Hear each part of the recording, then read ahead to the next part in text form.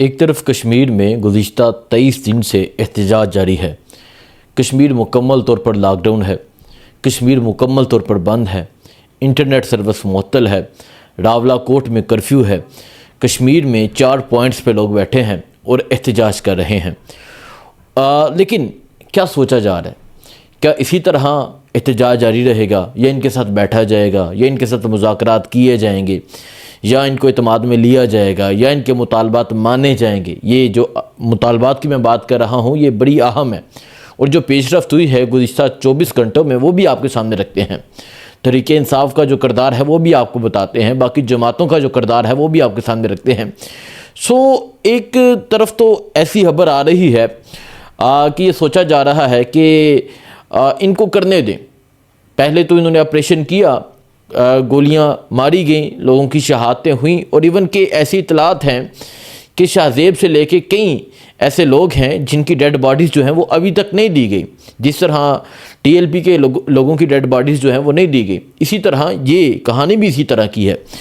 और फिर दूसरी तरफ ये ख्याल है कि एहतजाज करने दें, ये एहतजाज करते रहें और आखिरकार हार थक जाएंगे और वापस चले जाएंगे।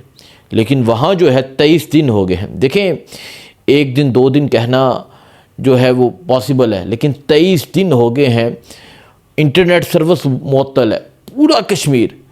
ये मैं कोई एक शहर रावलाकोट की, सदनोती की, बिम्बर की या डडियाल की, मैं कोई एक शहर की बात नहीं कर रहा। पूरा कश्मीर बिम्बर से ले के नीलम तक पूरा कश्मीर मुकम्मल तौर पर लॉकडाउन है, मुकम्मल तौर पर बंद है। और लोग कह रहे हैं कि हमने अपने मुतालबात मनवाने हैं। लोगों की ये ज़िद है और यहाँ बैठे अदारों की, यहाँ बैठी हुकूमत की ये ज़िद है कि हमने भी अपने जो है वो मुतालबात जो है हमने आपके मुतालबात नहीं माने, हमने भी अपनी अपनी ज़िद को कायम रखना है। सो ये सूरत हाल है जी। और इसमें एक अहम जो पेशरफ्त हुई है वो मैं आपके सामने रखता हूँ। इसके अलावा जो इंटरनेशनल जो सूरत हाल है वो भी आपको बताते हैं। वाशिंगटन में पाकिस्तान तहरीके इंसाफ ने एहतजाज किया। इसके अलावा कल इमरान खान के केसेस की समाअत है और ये जो केसेस की समाअत है इस हवाले से कल क्या होने जा रहा है, कौन से 2 अहम केसेस की समाअत है और कल क्या फ़ैसला मतवक्के है, ये तमाम सूरत हाल जो है वो आपके सामने रखते हैं।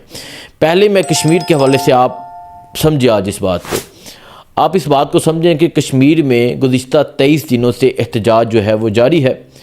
लॉकडाउन है, इंटरनेट सर्विस मुअत्तल है, फूड सप्लाई बंद है और कश्मीर में फिर भी एहतजाज जो है वो जारी है। अब एक तरफ तो ये सोचते हैं कि ये थक जाएंगे, वो कहते हैं कि हम जान दे देंगे, हम पीछे नहीं हटेंगे। और फिर अब आखिर हल क्या है? कोई आके बताते क्यों नहीं? कश्मीर जो कमेटी के या जो कश्मीर की मिनिस्ट्री है जिनके पास, या ये जो हुकूमत है, राना सनाउल्ला हो जाएं, शहबाज शरीफ हो जाएं, ये आकर बताएं तो सही कि अब करना क्या उनका। वो तो अपने मुतालबात लिए बैठे हैं। लेकिन दूसरी तरफ हमने देखा कि इलेक्शन अनाउंस किया गया 27 जुलाई का। 27 जुलाई का इलेक्शन अनाउंस किया गया और फिर कागजात जो हैं वो भी वसूल किए गए। इवन के कुछ हल्के ऐसे हैं जिनके कागजात वहाँ वसूल नहीं हुए बल्कि पिंडी इस्लामाबाद में हुए हैं।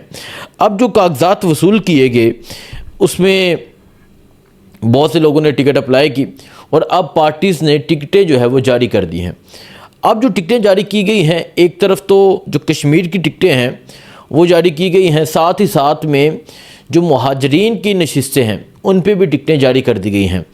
अब उन पे जो टिकटें जारी की गई हैं, पीपल्स पार्टी ने की हैं, नून लीग ने की हैं, तहरीक इंसाफ ने मुहाजिरीन की सीटों पे अभी तक जो टिकट्स हैं वो जारी नहीं की। एक्शन कमेटी का मुतालबा ये है कि मुहाजिरीन की जो सीटें हैं वो ख़त्म की जाएँ। तहरीक इंसाफ ने अभी तक उन पे जो है वो अपनी टिकट्स जारी नहीं की, लेकिन आजकल में तहरीक इंसाफ भी कर देगी। अब देखें तहरीक इंसाफ कहाँ खड़ी है। एक तरफ जो है सारे कश्मीरी एक मुतालबा लिए बैठे हैं कि 12 नशिस्तें ख़त्म की जाएँ। दूसरी तरफ जो है उन पे टिकट्स भी जो है वो जारी हो गए हैं। इसका मतलब ये है कि ये हुकूमत जो है वो इस बात की स्टैंप लगा रही है कि हमने आपकी बात नहीं माननी, हमने इलेक्शन करवाना है। 12 नशिस्तों पे इलेक्शन होगा, वहाँ से नुमाइंदे बनेंगे, असम्बलियों में जाएंगे और वहाँ लोग कह रहे हैं कि हम ऐसा होने नहीं देंगे।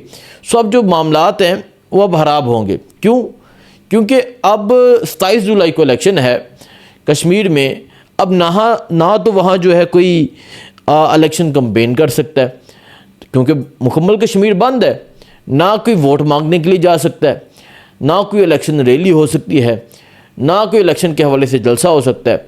तो अब तो ये जो सोच है वो ये है कि या तो इनको उठाया जाएगा कि इनको उठा दिया जाए, या फिर जो है वो इलेक्शन हो सकता है, कल को एमरजेंसी लग सकती है।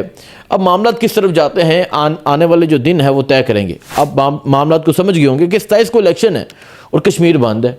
किस चीज़ का इलेक्शन? और तहरीक इंसाफ की मैं बात करूं तो तहरीक इंसाफ देखिए कहाँ करी है। तहरीक इंसाफ को बजाय इसके कि ये चाहिए था कि इनके साथ स्टैंड करें, इनके साथ अजहार यकजहती करें, इनके मौक़िफ़ की तईद करें, इनके साथ सपोर्ट करें। तहरीक इंसाफ भी इलेक्शन के मैदान में आ गई है। अब तहरीक इंसाफ जो इलेक्शन के मैदान में आई है वो कौन नहीं जानता कि इनको अगर जीते भी हुए तो इनको हरा दिया जाएगा। तो बजाय इसके कि आप यहाँ इस मैदान में जाएं, आप जाके इनके साथ खड़े हो जाएं, आप जाके इनके साथ अज़हार यकजहती कर लें। आप चलो बाकी नशिस्तों पे नहीं तो मुहाजिरीन की सीटों पे तो कर सकते हैं, वहाँ अपने टिकट्स जारी ना करें। अब मतलब आज मेरी बात नोट कर लें, किसी मुहाजिरीन की सीट पे तहरीक इंसाफ के किसी बंदे को जीतने नहीं देंगे, इन्होंने ज़बरदस्ती हराना है। अब जब ज़बरदस्ती हरा देना आपको तो फिर आप इनके साथ खड़े हो जाए, एक जो रास्ता है उसको इख्तियार करें, बजाय इसके कि कल को आप कहें ओ हो धांधली हो गई तो फिर इनके मौक़िफ़ की तईद हो जाएगी। तो ये सूरत हाल है जी। ये इस हवाले से तहरीक इंसाफ ने जो टिकट जारी कर दी हैं वो लिस्ट आ चुकी है। 32 हल्कों की नशिस्तें जो हैं उन पर टिकट जारी किए गए हैं। अब कौन जीतता है कौन हारता है 27 जुलाई को पता चलेगा। अब मैं बात करता हूँ इमरान खान की। इमरान खान की कैद तन्हाई है। आज का दिन शदीद गर्म दिन था। देखें जहाँ यूरोप में जो टेम्परेचर है वो हाई हो चुका है, 212 लोगों की डेथ हो चुकी है। यूके में जो है शदीद गर्मी है, पाकिस्तान में भी इसी तरह शदीद गर्मी है। तो आप इस गर्मी को महसूस तो कर रहे हैं, यूरोप में बैठे हों, चाहे यूके में हो, चाहे पाकिस्तान में हो, चाहे गल्फ़ में हो। एक इंसान जो है वो जेल में भी बैठा है इस गर्मी में, वो जेल की कैद तन्हाई में है, वो अपनी फैमिली से मुलाकात नहीं कर सकता, वो कोई पैगाम नहीं दे सकता और उसे गुज़िश्ता 8 माह से कैद तन्हाई में रखा गया। तो आप महसूस करें गर्मी को, आप इस कैद तन्हाई को खुद कैद करके ना कोई 5 दिन कमरे में बैठ के इसको महसूस करें। तो ये सूरत हाल है जी। गर्मी के हवाले से मैं बताना चाह रहा था कि हर जगह शदीद गर्मी है और यूरोप में भी इस दफ़ा जो गर्मी हुई है, इससे पहले जो इतलात हैं, इससे पहले कभी भी हमने अपनी ज़िंदगी में नहीं सुना कि यूरोप में इस तरह या यूके में इस तरह गर्मी हुई हो।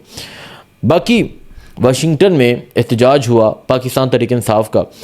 जिस तरह पहले एहतजाज होते थे तहरीक इंसाफ के मैसिव लेवल के, उस तरह नहीं हुआ। थोड़े से लोग थे, शहबाज गिल ने बात की, कासम सूरी ने की, वहाँ मेजर रिटायर्ड ज़फ़र गोंदल भी मौजूद हैं, उन्होंने भी बात की।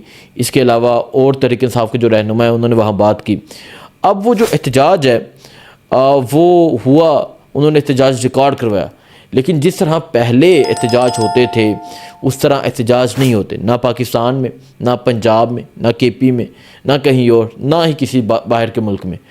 और क्यों? उसकी वजह क्या है? उसकी वजह यह है कि लोग डिसअपॉइंट हो रहे हैं। किससे? इस लीडरशिप के रवैये से, इस लीडरशिप के एक्ट से कि ये इमरान खान के लिए कुछ नहीं कर पा रहे। मैंने एक सवाल किया अपनी फेसबुक पे कि आप क्या समझते हैं इमरान खान की रिहाई के लिए सबसे बड़ी रुकावट क्या है? तो जो लोगों के कमेंट्स हैं वो मैं आपको नेक्स्ट व्लॉग में पढ़ के बताऊंगा कि लोग क्या कहते हैं, लोग क्या समझते हैं। आप भी यहाँ अपने कमेंट दें, वो भी मैं रीड करूँगा कि आप क्या समझते हैं इमरान खान की रिहाई की सबसे बड़ी रुकावट क्या है? क्यों 3 साल में अभी तक इमरान खान की जो रिहाई है वो मुमकिन नहीं हुई? तो ये सूरत हाल है जी। बाकी अलकादर केस की समाअत है। अब अलकादर केस की बात करूँ तो इसमें इमरान खान को ये 190 मिलियन पाउंड का केस कहते हैं, लेकिन मैं अलकादर केस कहता हूँ। इसमें इमरान खान को 14 साल कैद की सज़ा है। और ऐसा भी हम सुन रहे हैं कि हाई कोर्ट जो है वो इस सज़ा को बरकरार रखेगी। फिर ये है आईनी अदालत में ये केस चला जाएगा। तो इस तरह ये इमरान खान को लंबा जेल में रखने का इरादा रखते हैं। जब तक तहरीक इंसाफ कोई एफर्ट नहीं करेगी, कोई मुज़ाहमत नहीं करेगी, तो यही होगा। मुलाकात भी बंद हो जाएगी, इमरान खान जेल में भी रहेंगे और फिर इन्हीं को दबोचा जाएगा, इन्हीं को पकड़ा जाएगा, इन्हीं को घसीटा जाएगा। सो ये सूरत हाल है जी। कल एक अल-कादर केस की समाअत है। दूसरा अली महान ने एक पिटीशन दायर की इमरान खान की कैद तन्हाई, बुशरा बीबी की कैद तन्हाई के हवाले से कि इन्हें कैद तन्हाई में रखा गया है, तो जो ये कैद तन्हाई है ये ख़त्म होनी चाहिए, फैमिली की मुलाकात होनी चाहिए, वकला की मुलाकात होनी चाहिए, सियासी मुलाकातें होनी चाहिए। अब हाई कोर्ट में कल इन दोनों केसेस की समाअत है। आप मेरी आज ही बात नोट कर दें। पहली समाअत है इमरान खान की कैद तन्हाई के केस के हवाले से। इसमें क्या होगा, ये दरखास्त जो सुनी जाएगी फिर मुअत्तल हो जाएगी। दूसरा केस लगेगा अल-कादिर का, वो भी मुअत्तल हो जाएगी, कोई तारीख दे दी जाएगी। तारीख पे तारीख, तारीख पे तारीख, ये इंडियन डायलॉग है जो हमने सुना था, ये पाकिस्तान में इम्प्लीमेंट किया जा रहा है और यही होता आएगा। अब अल-कादिर को सुनते हुए 1 साल हो गया। क्या हुआ उस केस का?